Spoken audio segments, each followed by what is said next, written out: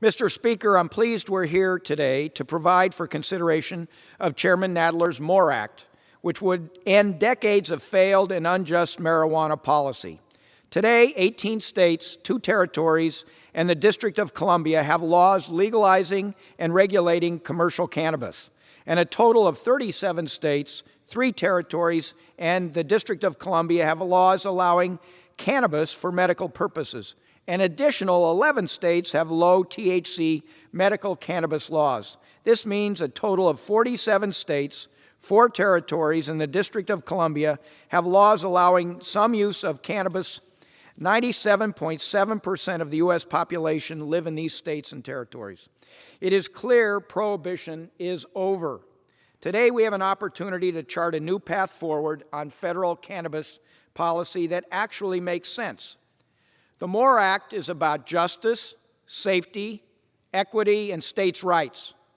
The bill would decriminalize cannabis at the federal level by removing the substance from the Controlled Substances Act. But the bill does not force a state to legalize any form of cannabis. It is still up to the states to set their own policy. The bill also contains provisions on resentencing and the expungement of criminal records. There is no reason why people should still be in prison for low-level, nonviolent cannabis convictions or have their future predetermined by a cannabis conviction. The war on drugs has torn many families and communities apart and has had a disproportionate impact on people of color. The MORE Act would allow communities to start the healing process.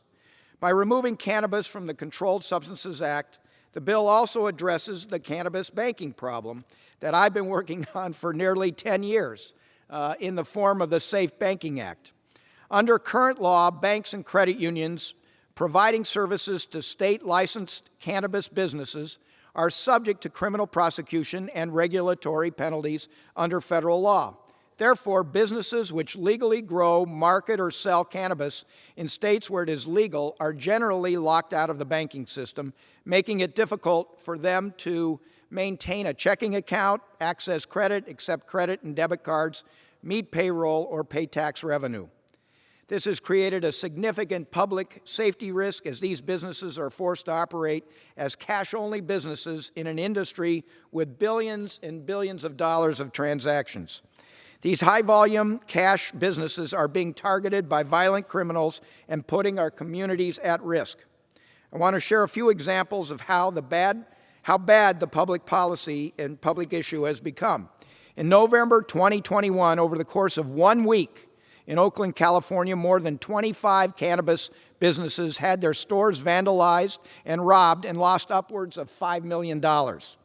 A Colorado dispensary chain saw 15 burglaries during a 90-day period in mid-2021, with criminals driving vehicles into their buildings, cutting holes through rooftops and walls, and attacking the stores with pry bars and sledgehammers. Washington State is averaging more than a robbery per day at dispensaries. In fact, recently in the Seattle Times, it was reported that there were 3 deaths related to robberies of dispensaries, the robber, a policeman, and owner of a store. This is just last week. This is an untenable situation for these businesses, their employees, and their customers.